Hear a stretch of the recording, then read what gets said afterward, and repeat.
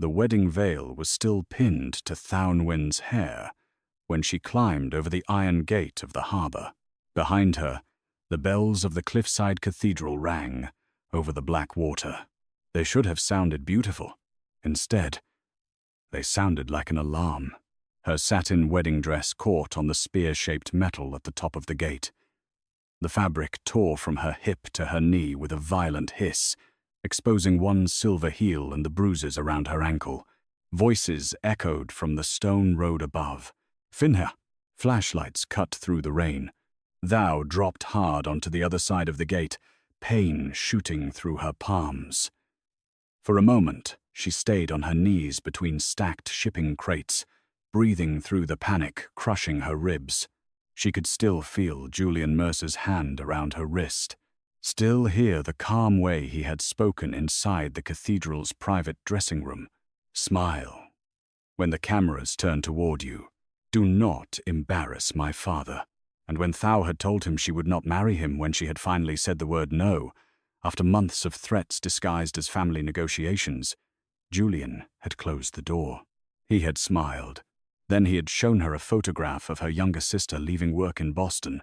You're not deciding only for yourself anymore. That was when Thao understood. There would be no last-minute rescue. No courageous relative bursting through the cathedral doors. No law powerful enough to challenge the Mercer family before the ceremony began.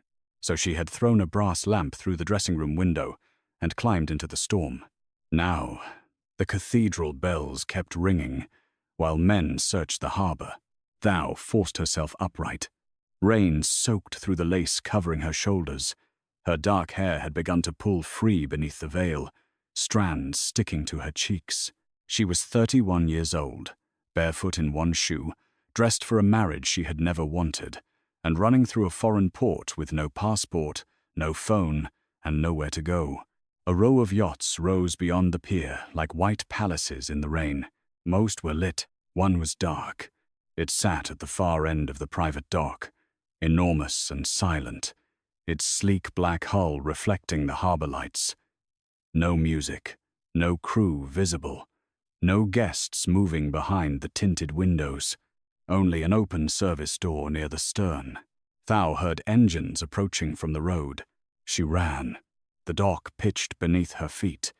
Wind pulled at her veil until she ripped it from her hair and let it fly into the sea. A guard stepped out near the fuel station. Thao ducked behind a supply cart, heart slamming against her ribs. The guard turned toward the road as two black SUVs entered the harbour. She had seconds. She slipped around the cart, crossed the final stretch of dock, and climbed through the open service door of the dark yacht. Inside, everything smelled of salt, polished wood, and expensive silence. Thao closed the door without letting it latch. Footsteps passed outside. "Check every vessel," a man ordered. "Senator Mercer wants her found before the press realizes she's missing." The footsteps faded. Thao pressed both hands over her mouth. For the first time since she had escaped the cathedral, she allowed herself one breath of relief. Then the yacht's engines came alive beneath her. The floor vibrated. Lights glowed along the corridor. Outside, thick ropes dropped from the dock. The yacht began moving. Thao turned toward the small porthole just in time to see the harbour sliding away. Beyond the rain-streaked glass, the cathedral stood high on the cliff, surrounded by police vehicles and black SUVs. She had escaped, but she had no idea where she was going. And she did not know that the yacht belonged to the most feared man in the Mediterranean. Luca Valenti knew someone was hiding aboard his ship before they cleared the harbour. He knew because nothing moved on the Belladonna without his permission. The service door had been opened 11 minutes before departure. A motion sensor in the lower gallery had activated twice. One of the night cameras had captured a blur of white fabric disappearing toward the laundry compartment. Luca watched the recording on a tablet while standing alone in the observation lounge. Behind him, rain swept across floor-to-ceiling windows. The harbour lights of Port Argentario shrank in the distance as the Belladonna turned south toward open water. Across the room, his consigliere, Matteo Riva waited in silence. Matteo was 58, silver-haired, and built with the severe stillness of a man who had survived 3 generations of Valenti leadership. He had been Luca's father's closest advisor. He was also one of the few people alive who could question Luca without dying. Mercer's bride, Matteo said. Luca enlarged the image. A woman in a torn wedding dress crouched beside a steel cabinet. Her face was hidden, but he could see blood on one palm and the curve of her shoulders trembling beneath wet lace. Apparently, Luca replied. The American senator has already locked down the port.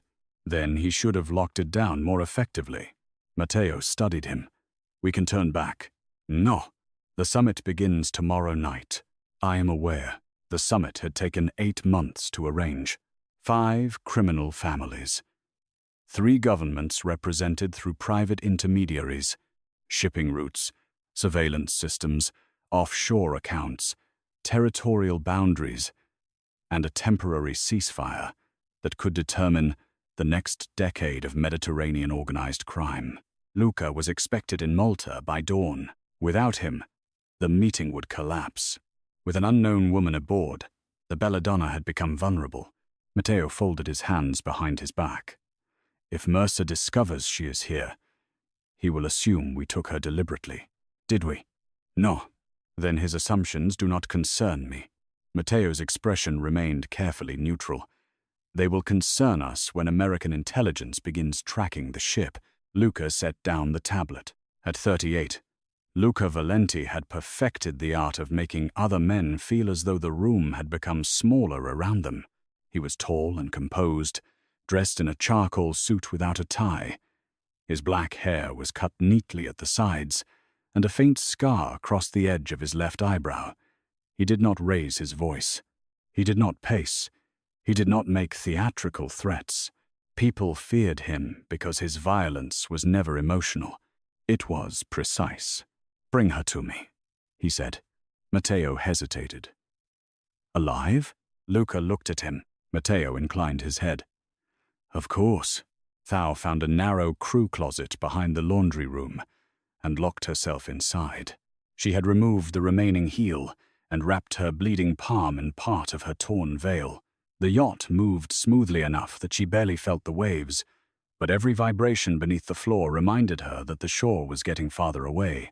She searched the closet for anything useful. Gray uniforms, cleaning supplies, a first aid kit, a small sewing case.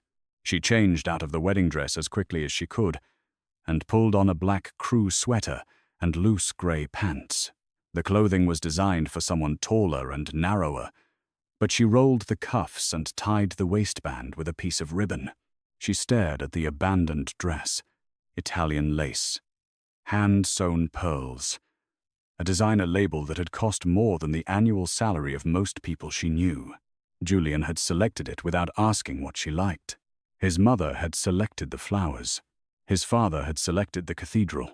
Even the guest list contained almost no one from Thao's life. The wedding had not been a celebration. It had been an acquisition. Thao shoved the dress into a laundry bin. A sound came from the corridor. Not footsteps. A soft, electronic click. The door unlocked. Thao stepped back as 2 men in dark suits entered. Neither looked surprised to find her. One held his hands in front of him, empty but ready. The other carried a pistol low against his thigh. Miss Nguyen, the first man said. You need to come with us. Her heartbeat stumbled. How do you know my name? Neither answered. Thao reached for a metal fire extinguisher mounted on the wall. The armed man raised his pistol. Do not. I'm not going back. No one said you were. She gripped the extinguisher anyway. Whose yacht is this? The men exchanged a glance. Then the first one said, Luca Valenti. The name meant nothing to her for half a second. Then memory arrived. Newspaper headlines. Financial investigations. Photographs taken outside court buildings in Rome and Marseille. A dark-haired man stepping out of a black car while cameras flashed around him. Luca Valenti, heir to a shipping empire, Investigators believed concealed an international criminal network, a man never convicted because witnesses disappeared, evidence vanished, and prosecutors suddenly resigned. Thao released the extinguisher. She had escaped one powerful family and hidden inside the moving fortress of another. "This is not happening," she whispered. The armed guard stepped aside. "Mr. Valenti is waiting." Luca stood at the far end of the observation lounge with the black Mediterranean behind him. Thao noticed his eyes first, not because they were unusually beautiful, although they were dark brown, almost black beneath the low lights. She noticed them because they did not react to her. No surprise at her wet hair, no amusement at the oversized uniform, no lingering judgment over the generous curves the crew clothing did little to disguise. He looked at her as if evaluating a difficult political development, calmly, completely, dangerously. "Sit," he said. Thao remained standing. Something shifted in his expression. Not anger, interest. Matteo stood near the door. 2 guards waited outside. There was nowhere to run. Still, she refused to sit. "My name is Thao Win," she said. "I boarded your yacht without permission. I'm sorry. I needed to escape the harbor." "I know your name. Then you know why." "I know that you disappeared from your wedding." "It wasn't my wedding. You were wearing the dress. I was also wearing bruises." His gaze lowered briefly toward her ankle. Thao regretted the words immediately. She did not want pity from him. She did not want sympathy to become debt. Luca crossed to a side table and poured water into a crystal glass. He held it toward her. She did not move. "It is water," he said. "You're a stranger with armed men. And you entered my home while fleeing another stranger with armed men. Your standards are inconsistent. This is your home? One of them." He set the glass on the table between them. "Why did you leave Julian Mercer?" Thao stared at him. "Why do you care?" "I do not. But Senator Mercer has deployed private security teams across the coast. He has pressured Italian authorities to restrict airspace and circulate your photograph at every major port. Your disappearance is affecting my route. Then put me ashore." "That is one option." She heard what he did not say. "What are the others?" Luca's face remained still. "Returning you to your fiancé." Thao moved before she could stop herself. One step backward. Luca saw it. The fear that crossed her face changed the atmosphere in the room. He did not apologize. He did not reassure her. But when he spoke again, his voice was lower. "I have not decided." Thao folded her arms over her chest. "He threatened my sister." "Why?" "Because I tried to cancel the marriage."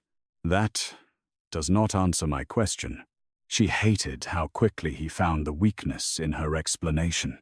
The marriage gave his family access to something they wanted. "What?" "I don't know." Luca watched her.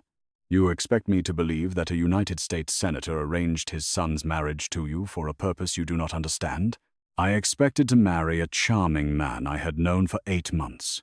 Then I discovered he had paid off my father's medical debt, purchased shares in my employer, and hired investigators to track everyone close to me. Yet you traveled to Italy. My mother begged me to go through with it. Why? Because Senator Mercer promised my family would be protected." "From what?" Thao looked away. That was the question she had never been able to answer. 3 months before the wedding, her father's small import company had been investigated.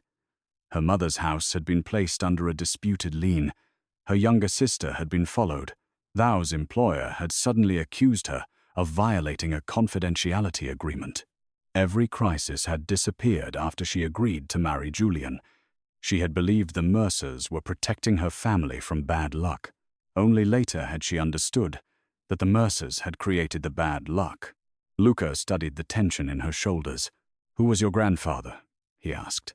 The question startled her. "Why?" "Answer." "Bao Wen." "What did he do?" "He owned a shipping brokerage in Marseille before moving to the United States." Matteo's attention sharpened near the door. Luca became completely still. "What was the company called?" Thao hesitated. Orchid Meridian. Silence filled the room. Even the guards outside seemed to stop moving. Luca glanced at Matteo. That single look contained an entire conversation Thao could not read. "What?" she demanded. "What is Orchid Meridian?" Luca turned back to her. It was not a brokerage. What was it? A financial channel used by governments, intelligence services, and criminal organizations to move money without leaving conventional records. Thao shook her head. "My grandfather repaired cargo manifests. Your grandfather designed a private ledger system that could expose 30 years of illegal transactions. That's impossible. He disappeared in 2004. He died. Did you see the body?" Thao's mouth went dry. Her family had been told there had been an accident at sea. No body had been recovered. Luca moved closer, not enough to touch her. Enough that she felt the controlled force of him. "The Mercers do not want a marriage," he said. "They want access to your inheritance." "I don't have an inheritance." "You may have something more valuable." "What?" "Okay." The yacht shifted beneath them as it entered deeper water. Thao suddenly felt cold. Luca looked toward Matteo. "Change course." Matteo's jaw tightened. "The summit, change course." "To where?" "Corsica." Thao stared at him. "Why Corsica?" Luca's eyes returned to hers. "Because Senator Mercer has just made you the most dangerous passenger in the Mediterranean." Thao was given a private cabin with ivory walls, soft lighting, and windows overlooking the dark sea. The door locked from the inside. That should have made her feel safer. It did not. Luca had ordered a doctor to examine her injuries. A quiet woman named Dr. Sophia Marin cleaned the cuts on Thao's hands and photographed the bruises around her wrist and ankle. "For your protection," Sophia explained. "Whose protection?" "Yours. If you survive long enough to need evidence." Thao looked at her.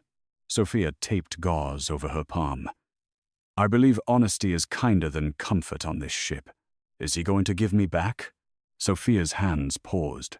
"Luca does not give away what enters his protection. I'm not under his protection. You are breathing in one of his cabins while half the coast is searching for you.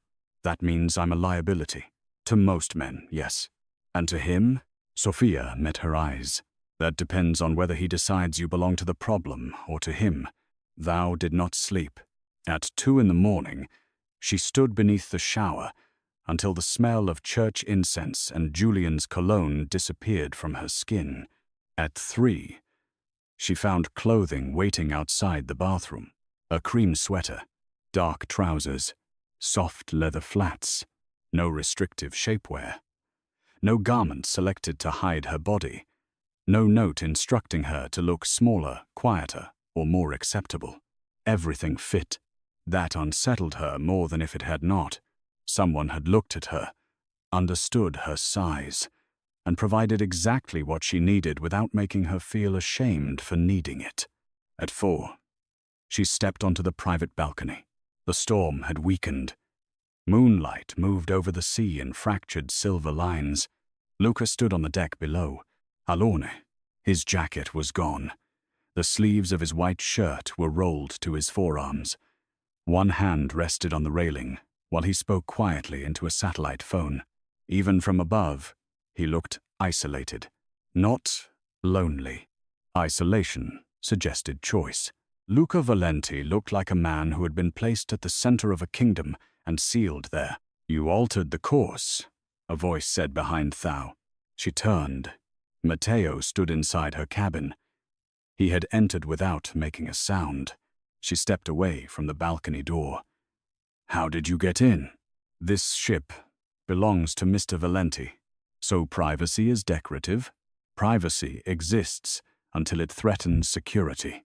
Thao's gaze dropped to the small case in his hand. "What is that?" Matteo placed it on the table and opened it. Inside lay a photograph. Old, faded, and creased. Her grandfather stood beside a younger man on a dock in Marseille. The younger man had Luca's eyes. "Luca's father?" she asked. "Alessandro Valenti." Thao lifted the photograph carefully. Her grandfather looked different from the gentleman she remembered. Younger, alert, one hand inside his coat. Why were they together? Your grandfather kept records for the Valenti organization. Luca said he worked with governments and intelligence agencies. He worked with anyone willing to pay. Was he mafia? No. He was something more dangerous. He was trusted. Thao looked again at the photograph. What happened to him? Matteo's face hardened. He discovered that several clients were using his network to finance political assassinations and human trafficking routes. He copied the records and tried to disappear. Did Luca's father kill him? No. She searched Matteo's expression. Did you? No. Then who? We never found out. Thao put down the photograph. Why show me this? Because Luca is considering abandoning the summit. I didn't ask him to. That meeting has prevented a war for 8 months. Then he should go. He believes the moment he leaves this ship, Mercer will take you. Is he wrong? Matteo did not answer. Thao folded her arms. What do you want me to do? Convince him to continue to Malta. And what happens to me? We can place you in a secure location. Your definition of secure? Armed walls. No windows. No public record. A prison. A living one. Thao looked down through the balcony glass. Luca had ended the call. He remained at the railing, watching the horizon. Why would he abandon something so important for a stranger? Matteo closed the case. That, he said, is what concerns me.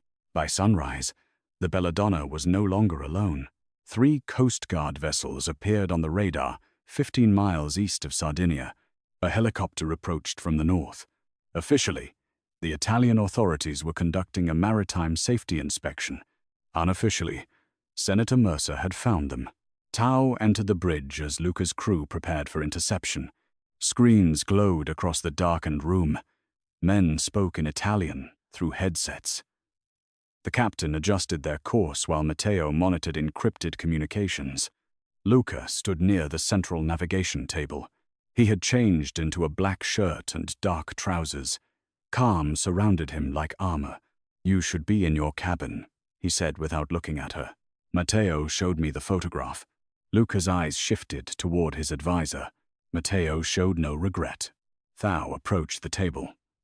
He also told me about the summit. This is not the time. This is exactly the time. Go to Malta. No, you don't know me. I know Mercer wants you badly enough to redirect military resources. That is not your responsibility. Luca turned fully toward her. What do you believe my responsibility is? Your people. The meeting. Preventing a war. You have been aboard my ship for less than 12 hours, and I already know enough to understand that hundreds of lives might depend on you arriving. A helicopter passed low over the yacht. The thunder of its blades shook the windows. Thao did not look away from Luca. Put me in a lifeboat if you have to, she said. Give me a radio. I'll find another way. His expression darkened. You would last 20 minutes. Then that gives you 20 minutes to leave. You are not sacrificing yourself to make my decisions easier. It's my life, not while you are on my ship. The words struck the room like a door slamming shut. Possessive. Absolute. Thao felt fear move through her. Something else moved beneath it. Something warmer and more dangerous. She lifted her chin. You don't own me. Luca came around the navigation table. Every man on the bridge found a reason to look elsewhere.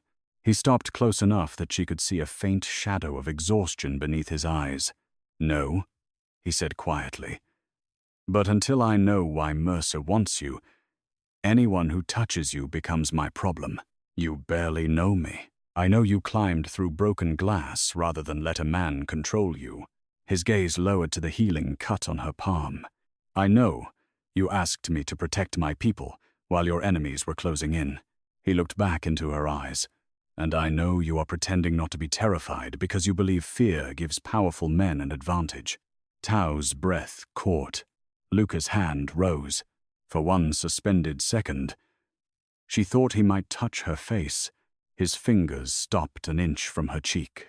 Then he lowered them. Your fear does not give me power, he said. "Your trust would." A warning sounded across the bridge. The Coast Guard vessels accelerated. Matteo stepped toward them. "They have requested we stop for boarding." Luca's attention remained on Thao. "Take her below." She shook her head. "No, Thao." It was the first time he had used her name. The sound of it in his voice made the space between them feel suddenly intimate. "I'm not hiding in a cabin while people fight because of me. You are not trained. I'm also not helpless." A crew member called from the radar station. "Fast vessel approaching from the southwest." No transponder. Luca turned toward the screen. A black speedboat was cutting across the water toward them at 40 knots. Men stood behind its windshield. One lifted a shoulder-fired weapon. Luca moved instantly. He seized Thao around the waist and dragged her down. The bridge windows exploded. Gunfire tore through glass and steel. Thao hit the floor beneath Luca's body as alarms screamed around them. The impact knocked the breath from her lungs. Luca's forearm shielded the back of her head. His chest pressed against hers. She could smell smoke, salt, and the clean spice of his cologne. More bullets ripped through the bridge. Luca pulled a pistol from beneath his shirt. "Matteo, countermeasures deployed." The belladonna turned violently. Thao slid against the floor. Luca caught her before she struck the navigation console. Outside, the speedboat disappeared behind a curtain of white smoke released from the yacht's stern. The Coast Guard helicopter pulled away. A missile streaked through the smoke. The belladonna's defensive system fired. The explosion turned the morning sky orange. The speedboat erupted near the starboard side, flames rolling across the water. For one impossible moment, the entire bridge glowed with fire. Luca remained over Thao. Blood ran from a cut near his temple. His eyes moved over her face, her shoulders, her body, searching for injuries. "Are you hit?" "No." "Are you certain?" "Yes." Only then did he look away. His hand had closed around hers during the attack. Neither of them seemed to know when it happened. Thao became intensely aware of his thumb against her pulse. Luca released her. The loss of contact felt immediate and cold. Matteo rose behind the damaged console. "The Coast Guard is withdrawing." "Because they were never here to board us?" Luca said. Thao pushed herself upright. "They forced us into the speedboat's path." "Yes." "Mercer ordered that." Luca looked through the shattered windows at the burning wreckage. No senator risks an international incident over a reluctant daughter-in-law. He turned toward her. "He is afraid of what you possess." The belladonna entered a hidden cove on the western coast of Corsica before noon. Luca owned a fortified villa carved into the cliffs above the sea. From the water, it looked abandoned. Inside, it was a labyrinth of stone corridors, bulletproof glass, concealed elevators, and rooms overlooking a private beach, enclosed by black volcanic rock. Thao was taken to a bedroom filled with pale linen and afternoon light. A wardrobe contained clothing in her size. Again, she ran her hand over a dark green dress and wondered who had told the staff what would fit her. She found Luca on the terrace at sunset. A surgeon had closed the cut near his temple. A thin line of black stitches disappeared into his hair. He stood beside a long table covered with photographs, maps, and financial documents. Her grandfather's name appeared across several pages. Thao stopped at the edge of the table. "What did you find?" Luca slid a photograph toward her. It showed her grandfather standing outside a bank in Geneva. The date was 2 weeks before his supposed death. Beside him stood a much younger Richard Mercer. Thao's stomach tightened. They knew each other. Mercer was a private attorney then, Luca said. He helped establish shell companies for Orchid Meridian clients.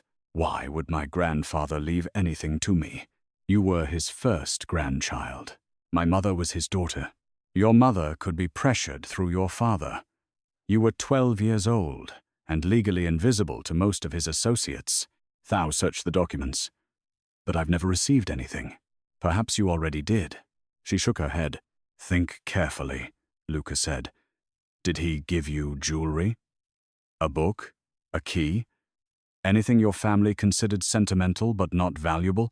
Thou thought of her grandfather's apartment in Boston, the smell of jasmine tea, the carved wooden birds on his windowsill, the stories he told about ships arriving in Marseille. Then she remembered. A music box. Luca's gaze sharpened. It was shaped like a blue house. He told me it represented the first building he bought in France. Where is it? My mother has it. Mercer has access to your family. Thou reached for the table as the implication struck her. My sister. Luca was already reaching for his phone.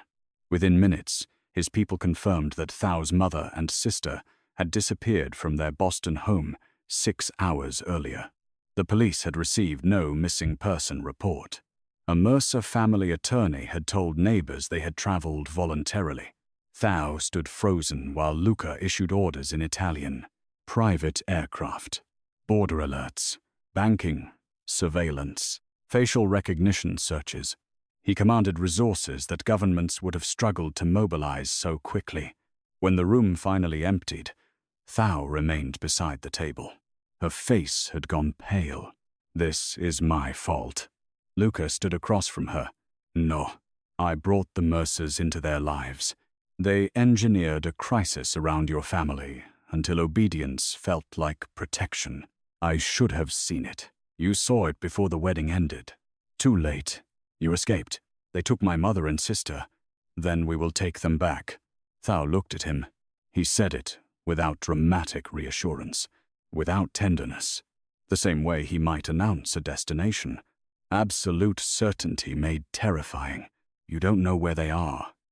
She whispered, I will. And what will you do when you find them? Luca's silence answered. Thou turned away. I don't want anyone killed because of me. That decision may not belong to you. She spun back. You don't get to say that. Mercer tried to destroy my ship with you aboard. And you think killing everyone will fix it? I think men like Mercer understand consequences only when those consequences bleed. That is your world, not mine. His expression cooled. You entered my world when you crossed onto the Belladonna. I was trying to survive. So, The words surprised both of them. For a moment, Luca looked less like a king and more like a man who had forgotten what survival meant outside of power. Thao took a slow breath. What happens at the summit if you don't go? 2 families will divide my shipping routes. A third will challenge them. Violence will follow. Then go. I have already cancelled. Her heart sank. Because of me. Because the summit was compromised before we left Italy. How do you know? The speedboat knew our altered route. Someone on your side told them. Yes, a hidden betrayal. Someone close enough to know Luca's movements had given Mercer access to the Belladonna. Thao looked toward the darkening sea. You gave up the summit before you knew who betrayed you. I chose the battlefield. You chose me. The words came out softer than she intended. Luca's eyes held hers. Wind moved through the terrace, lifting a strand of her hair across her cheek. Again, his hand rose slightly. Again, he stopped before touching her. I chose not to return a hunted woman to the men who bruised her, he said. That isn't the same thing. No. What is it then? His jaw tightened. An error I have not yet corrected. The answer should have hurt less than it did. Thao nodded once and walked away. Luca did not stop her. But that night, long after the villa fell silent, she found him sitting alone in the corridor outside her bedroom. A pistol rested beside him on the stone floor. Rain struck the windows at the end of the hall. He looked up when her door opened. What are you doing? She asked. Working. Outside my room? The villa's internal security was breached an hour ago. Her anger vanished. How? A camera feed was replaced with a loop. Is someone inside? Possibly.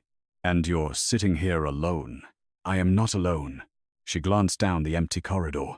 Luca's eyes remained on her. Understanding passed slowly between them. He meant her. Thao folded her arms against the cold. You could have told me. You needed sleep. So do you. I do not sleep when threats are unresolved. She leaned against the doorframe. The most feared man in the Mediterranean sat on a stone floor because someone might come for her. He had not knocked, had not demanded gratitude, had not even intended her to know. Come inside, she said. His expression changed, not softened, darkened. Thao, there's a chair. That is not what concerns me. She felt the warning beneath his voice, the awareness he had been denying since the bridge. Her pulse quickened. I'm not inviting you into my bed. No. His gaze moved over her face. But you are inviting me into a room where you are wearing that. Thao looked down. She wore a long silk robe over a nightdress. Nothing revealing, nothing designed to seduce. Yet the way he looked at her made the fabric feel suddenly intimate. She had spent years being told how to dress for her body, which lines were flattering, which shapes she should avoid, which colors made her look smaller. Luca looked at her as if smaller were the last thing he wanted. Thao tightened the robe. You can stay in the corridor. A faint shadow of regret passed through his eyes. That would be wiser. She began closing the door. His hand rose, stopping it without touching her. Do not mistake restraint for indifference, he said quietly. Thao's breath caught. Then he released the door. She closed it between them and stood on the other side with her heart pounding. The intruder came through the ceiling at 3 a.m. Thao woke to plaster falling across her bed. A masked figure dropped from the ventilation shaft, landing silently beside the window. She reached for the lamp. The intruder crossed the room before she could scream. A gloved hand covered her mouth. The blade at her throat was thin and cold. Then the bedroom door exploded inward. Luca fired once. The bullet struck the attacker's shoulder, spinning him away from Thao. She rolled off the bed as Luca crossed the room. The attacker slashed upward. The blade cut through Luca's shirt. Luca caught the man's wrist and drove him into the wall with enough force to crack the plaster. The struggle lasted seconds. Brutal, controlled. When it ended, the intruder lay unconscious on the floor with Luca's knee against his spine. Guards rushed into the bedroom. Luca looked at Thao. Blood spread across his shirt near his ribs. You're hurt. Not seriously. You're bleeding. So is he. Thao grabbed a towel and pressed it to Luca's side. His body went still beneath her hands. The room filled with armed men, but neither of them looked away. Thao, he said, hold this. You are shaking. I'm angry. At him? At you. One of his eyebrows lifted. You were sitting outside my door, she said. How did he get past you? I left 10 minutes ago to interrogate a guard. So you should have woken me. I believe the corridor was secure. You were wrong. Yes, the admission came without defensiveness. It disarmed her. The attacker groaned on the floor. Luca's face changed instantly. Whatever humanity Thao had glimpsed vanished behind cold authority. Take him downstairs. The guards dragged the man away. Thao kept the towel against Luca's side. His hand closed gently around her wrist. That is enough. No, the wound is shallow. You don't know that. I have been stabbed before. That is not reassuring. Something almost like amusement touched his eyes. Then his thumb moved over the inside of her wrist. Slowly, unconsciously. Thao felt the contact everywhere. Luca seemed to realize what he was doing. His hand stopped. He released her and stepped back. Dr. Marin will examine me. Fine. You should change rooms. I'm not sleeping alone. The words left her before pride could stop them. Silence filled the damaged bedroom. Luca looked at her with dangerous stillness. Be careful what you ask me for. I'm asking for security. No. You are asking me to remain close to you while I am trying very hard to remember why I should not. Thao's heart beat painfully. Why shouldn't you? Because fear creates false intimacy. I'm not confused. You watched me hurt a man. He put a knife to my throat. That does not make me safe. No, she whispered. But you came through the door. Something broke behind his eyes. A small fracture in a fortress built over decades. He stepped toward her. Thao did not move. His hand reached her face at last. He touched one loose strand of hair near her cheek, drawing it carefully away from her skin. The intimacy of that small gesture felt more dangerous than the violence. His fingers lingered near her jaw. "I will always come through the door," he said. Then the lights went out. Gunfire erupted in the courtyard. The villa shook with an explosion. Luca pulled Thao against his chest as emergency lights flashed red along the corridor. Matteo appeared in the doorway, pistol drawn. "We have multiple vehicles approaching from the ridge." "How many?" "Too many." Luca took Thao's hunt. "Where are we going?" she asked. "Below the villa." "Another prison?" His grip tightened. "A way out." They descended through a concealed staircase into tunnels carved through the cliff. Behind them, explosions shook dust from the stone. Luca moved quickly despite the wound at his side. Thao stayed beside him, one hand gripping his, the other holding the wall when the passage narrowed. At the bottom of the stairs, they reached an underground harbor. A black speedboat waited beneath the cliff. Sofia climbed aboard with 2 guards. Matteo stopped beside Luca. "We found the traitor." "Who?" Matteo's expression held something close to grief. "Your uncle." Luca went still. Vittorio Valenti had helped raise him after his father's death. He had overseen the family's ports, approved the summit, chosen the security teams aboard the Belladonna. Thao saw the betrayal land, though Luca allowed no visible reaction. "Where is he?" Luca asked. "Malta, waiting to inherit," Thao said. Luca looked at her. She understood then. The summit had not merely been compromised. It had been designed to kill Luca. Mercer wanted Thao.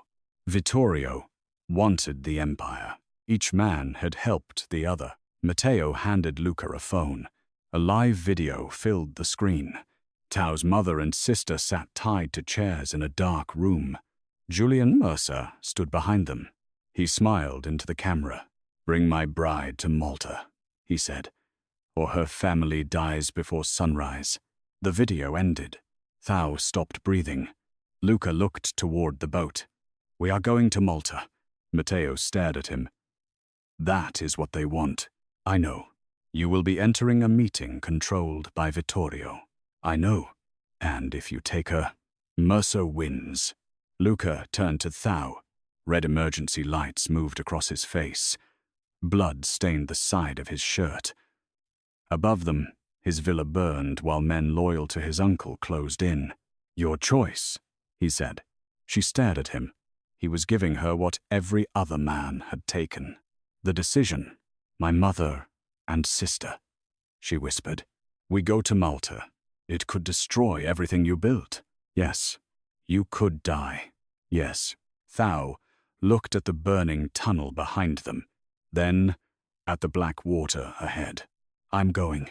Luca's eyes darkened. "You stay beside me." "I won't hide." "Beside me," he repeated. "Not behind me." The distinction made something ache inside her. She nodded. Together, they boarded the boat. Malta appeared at dawn as a line of ancient stone rising from the sea. The summit was being held inside a 16th-century fortress overlooking Valletta's Grand Harbor. Black vehicles filled the courtyard. Armed men guarded every entrance. Luca arrived without an army. He brought Matteo, 2 loyal guards, and Thao. She wore the dark green dress from the Corsican villa beneath a long black coat. Her hair fell loose around her shoulders. No veil, no diamonds. No effort to make herself smaller for the men waiting inside. Luca wore a black suit over the bandage at his ribs. Before they entered the fortress, he stopped her beneath an archway. "If the shooting begins, Matteo takes you to the eastern tunnel. I'm not leaving without my family. If I tell you to run, you run. You told me I would stand beside you. Until standing beside me gets you killed." She looked into his eyes. "What happens to you? That is not your concern." Anger rose through her fear. You don't get to make yourself important to me and then decide whether your life matters. Luca's face changed. The courtyard noise seemed to fade. What did you say? Thao's courage wavered. She could have retreated. She did not. You heard me. His hand lifted toward her waist, then stopped before touching. Always stopping. Always denying himself the final inch. I have spent my life being valuable for what I control, he said. Not for whether I return. Then return for me. The request hung between them. Luca's restraint finally broke. He pulled her against him and kissed her. Not gently, not carelessly. The kiss held every interrupted moment between them. The bridge, the terrace, the corridor, the blood on her bedroom floor. His hand spread over the curve of her waist, as though he had wanted to know its shape from the first moment she stood defiantly in his observation lounge. Thao gripped the front of his coat. For one breathless second, there was no summit, no senator, no empire, only the terrifying relief of being wanted without condition. Luca ended the kiss with visible effort. His forehead rested briefly against hers. When this is over, he said, I will make you regret asking me to return. Her breath trembled. Is that a threat? A promise? Then he stepped away and became the Mafia Boss again. The fortress doors opened. 5 rival families waited inside. At the center of the hall stood Luca Valenti. He was in his early 60s, broad-shouldered, silver at the temples, dressed in the formal black of an old-world patriarch. Beside him stood Senator Richard Mercer. The senator looked polished and presidential, his gray hair perfect, his expression arranged into public concern. Julian stood near the far wall. Thao's mother and sister were not visible. Every man in the hall looked at Thao, some with curiosity, some with contempt, some as if she were an object whose ownership had become politically inconvenient. Luca placed one hand at the small of her back. The gesture was not subtle.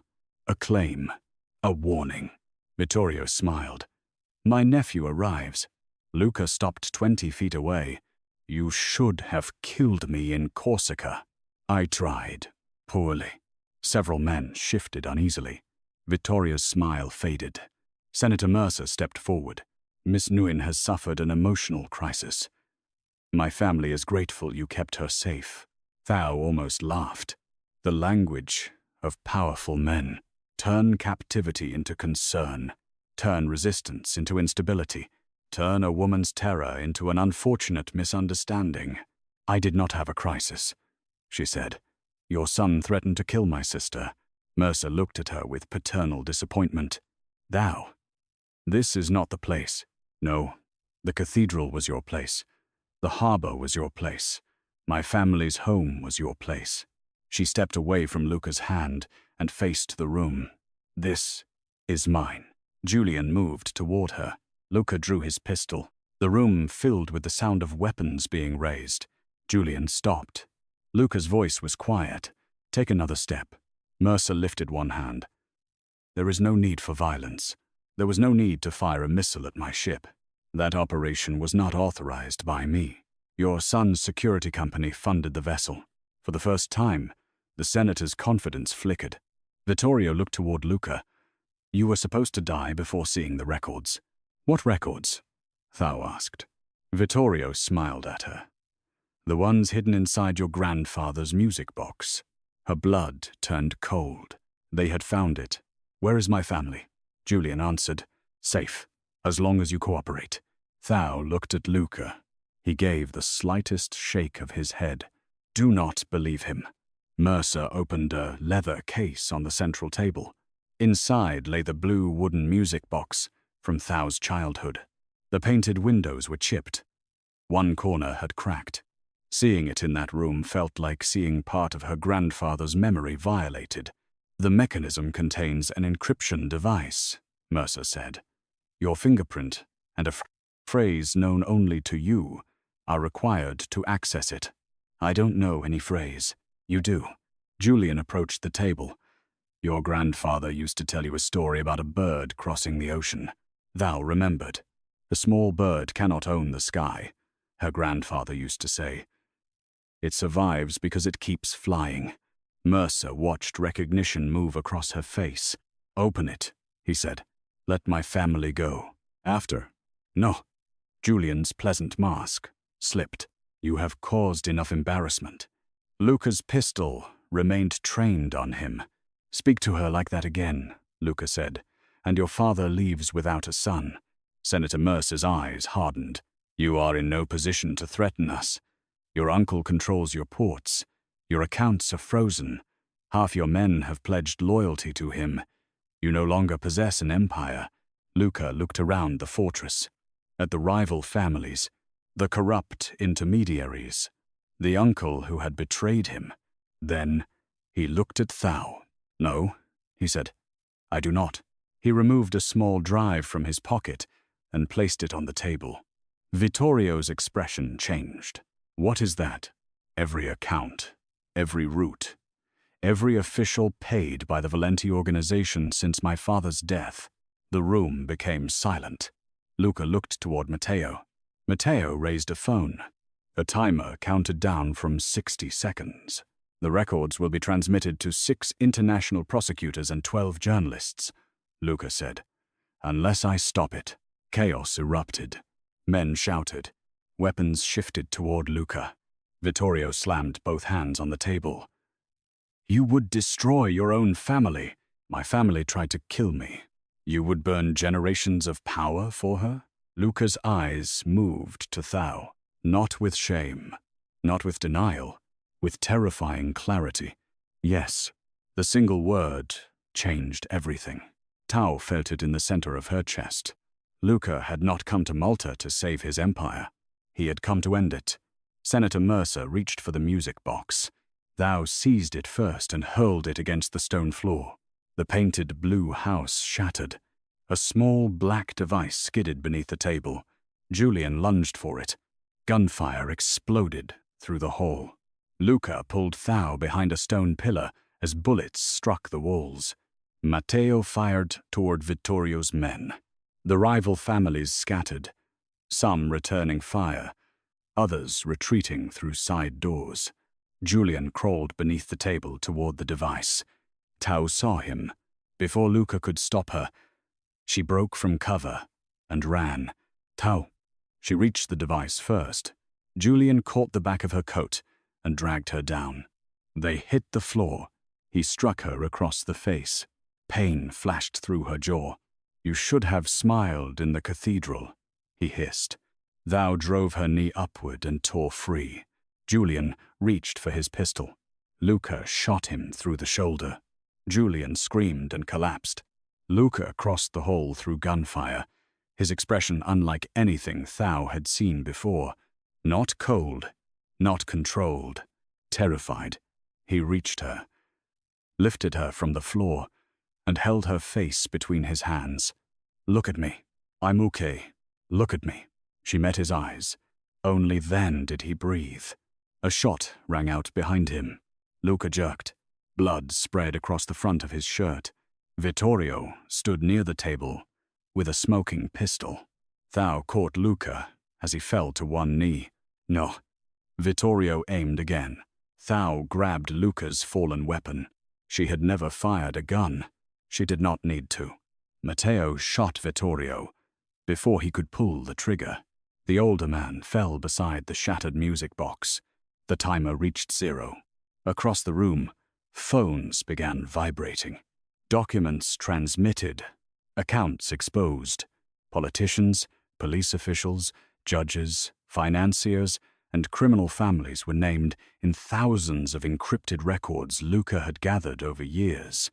His empire began collapsing before the gunfire ended. Thao pressed both hands against the wound in his chest. Blood covered her fingers. Stay with me. Luca looked up at her. Around them, men ran through smoke and broken glass. Sirens approached the fortress from every direction. Your family, he said. I'm not leaving you.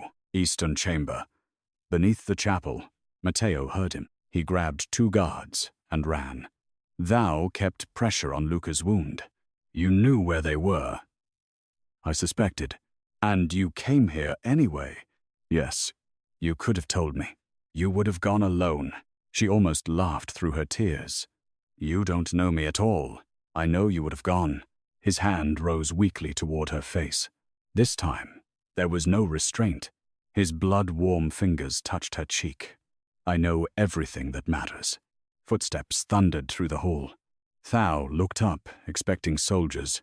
Her mother appeared through the smoke. Her younger sister ran beside her. For one frozen second, none of them moved.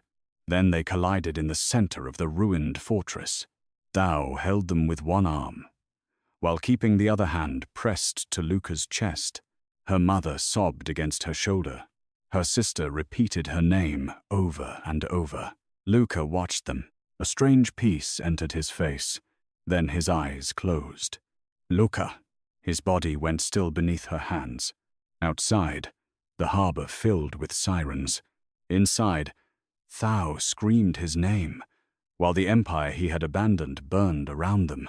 Luca survived the bullet. For 3 days, no one knew if he would wake. He was treated inside a private hospital outside Valletta under armed international protection. The evidence he released was too valuable for any government to let him disappear. Senator Mercer was arrested attempting to leave Malta under diplomatic credentials. Julian was taken into custody from the fortress.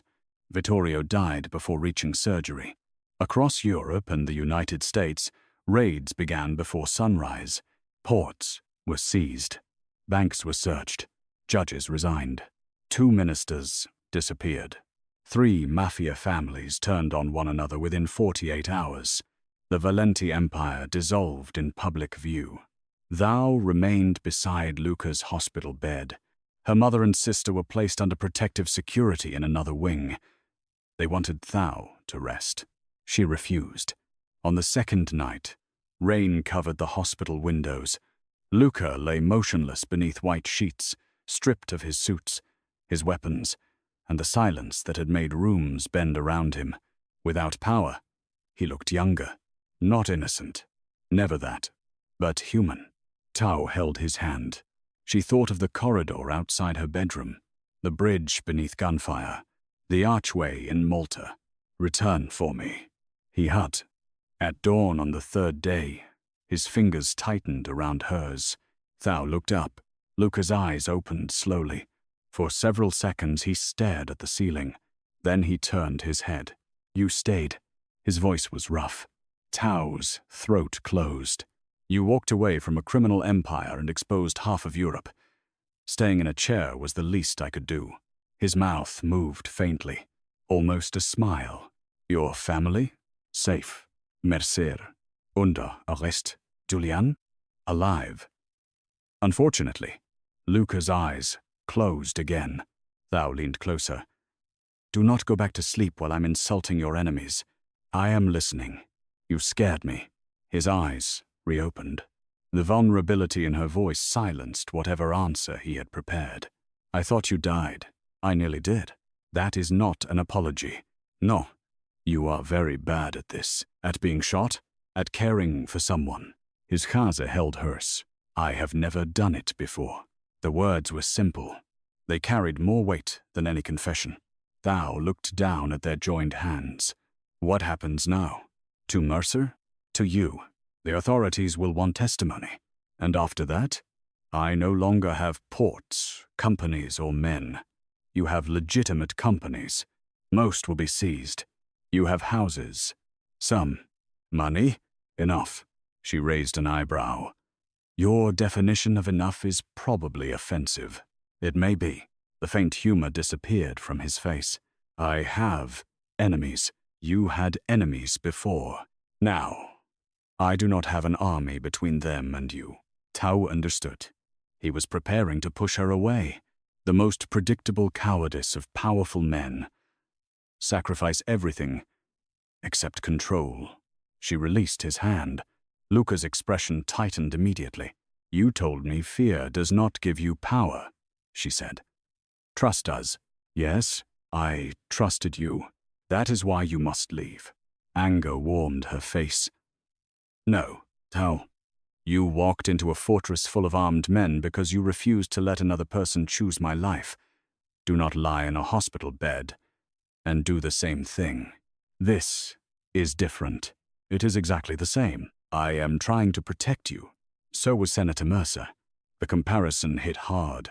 Luca's gaze turned cold. Thao did not retreat. He created danger and offered obedience as the solution. She continued. You are offering distance. I would never threaten your family. No, you would only disappear and call it devotion. Silence pressed between them. Rain ran down the windows. Luca turned his face away. For the first time since she had known him, he looked uncertain. Not strategically uncertain, emotionally lost. Thao moved closer. I did not fall in love with your empire. His eyes returned to hers. The words had escaped before she decided to say them. Neither of them breathed. Thao's heart pounded. She could have softened it, could have pretended she meant something else. She had spent enough of her life making truth more comfortable for powerful men. I fell in love with the man sitting outside my door, she said. The man who let me choose Malta. The man who burned down everything he controlled rather than become another person who owned me. Luca stared at her. His composure fractured completely. You do not know what you are saying. I know exactly what I'm saying. I have killed men. I know. I built the empire you watched collapse. I know. There are things I cannot undo. I am not asking you to become innocent. What are you asking? For honesty. For choice. For a life that isn't another beautiful cage. Luca reached for her slowly. His hand closed around hers with surprising gentleness. And if the man without the empire is not enough? Thao leaned over the bed. Her face was inches from his. Then he'll have to learn. She kissed him. This kiss was different from Malta. No gunfire waited beyond the walls.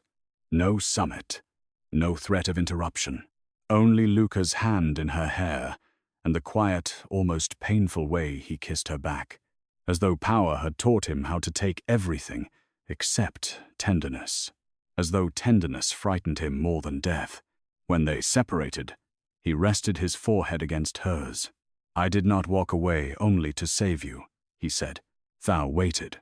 I walked away because the moment I imagined returning to that life without you in it, the empire became a tomb. Her eyes filled. Luca touched the tears beneath them. I do not know how to live outside power. Then we'll start small. How small? She glanced around the private hospital suite. One home. His thumb moved over her cheek. One home, he repeated. No armed men inside the kitchen. Unreasonable. No surveillance in the bedroom. Dangerous. No making decisions for me.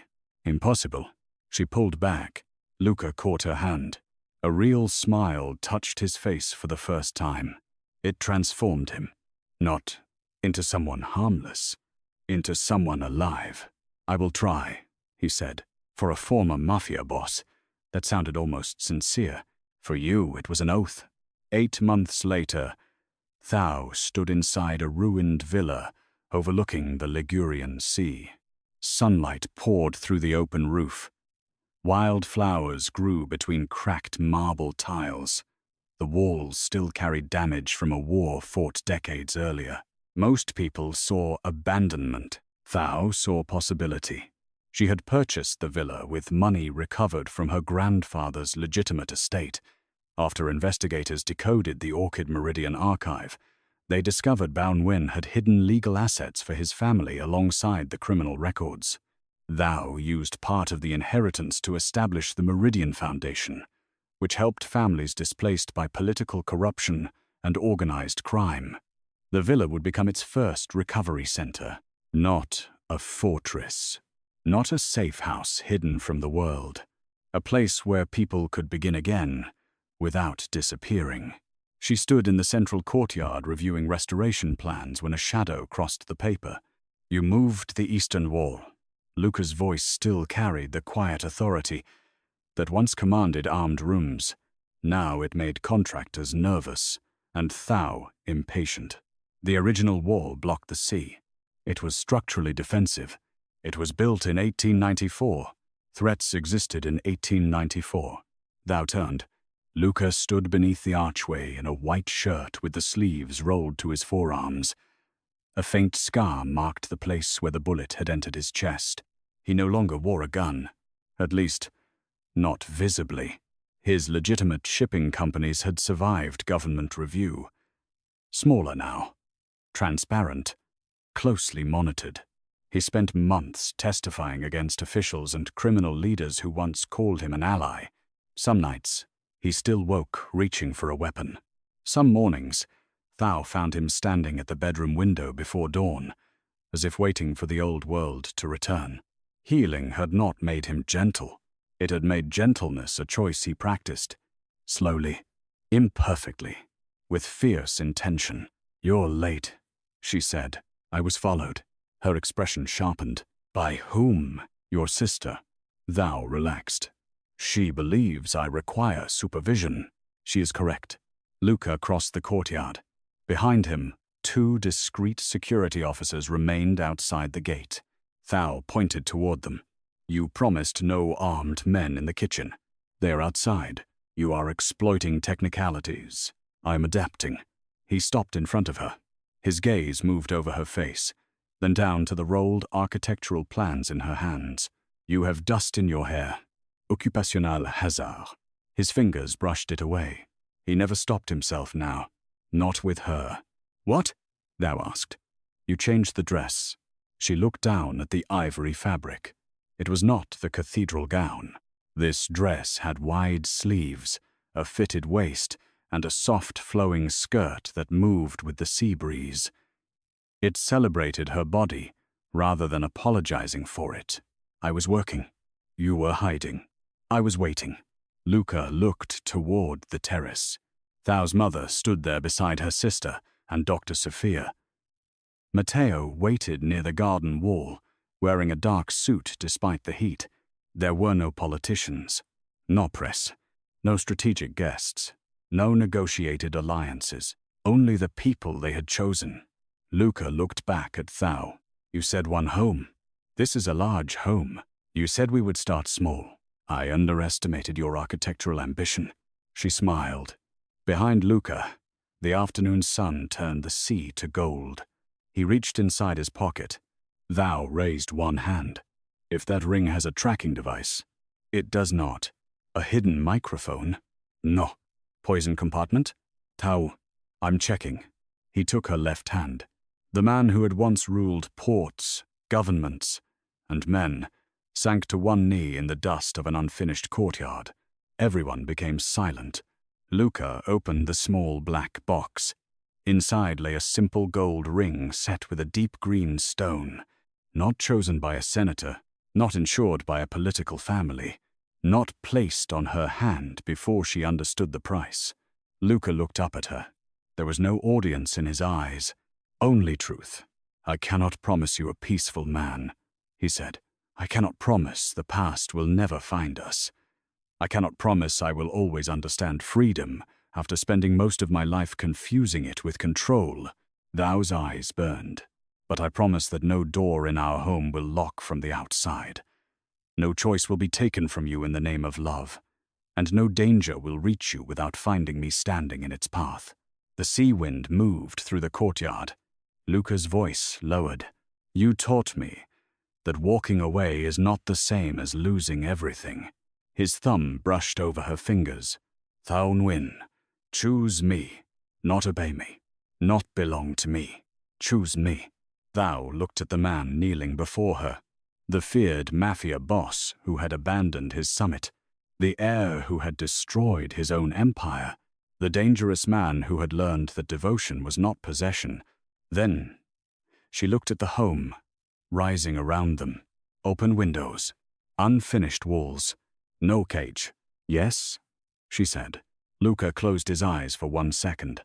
Relief crossed his face with such raw force that Thao understood something she had never understood in the cathedral. Powerful men could be afraid too. The difference was whether they used fear to control others or allowed it to make them honest.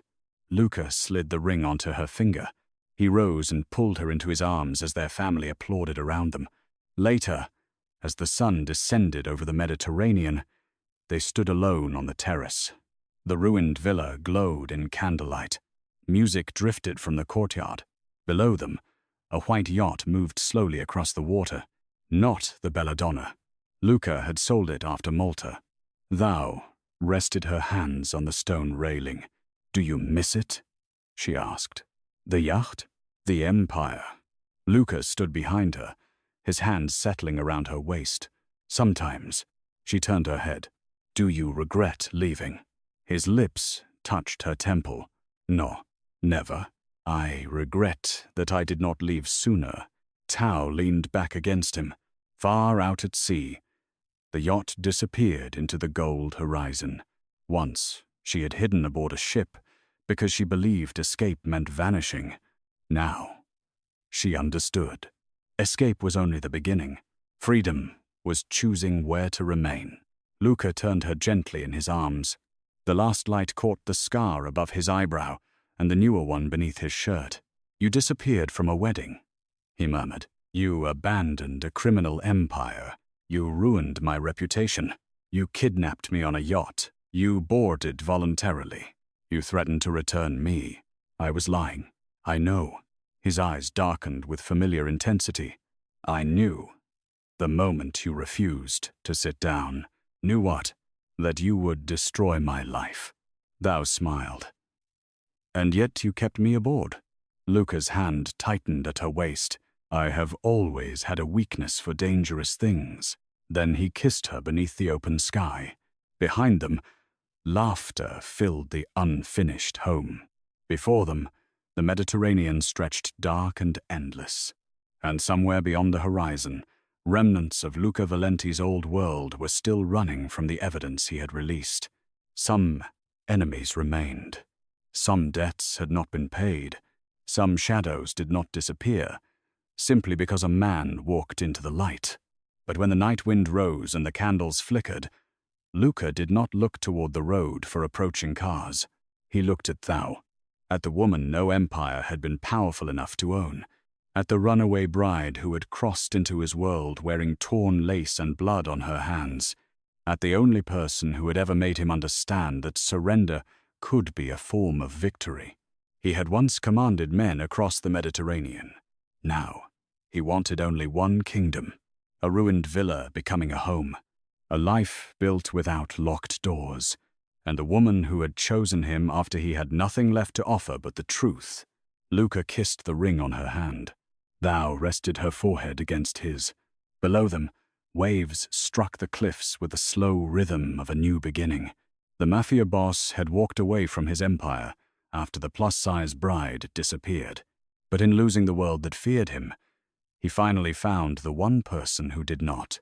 And this time, when Thou stood beside him, she was not running. She was home,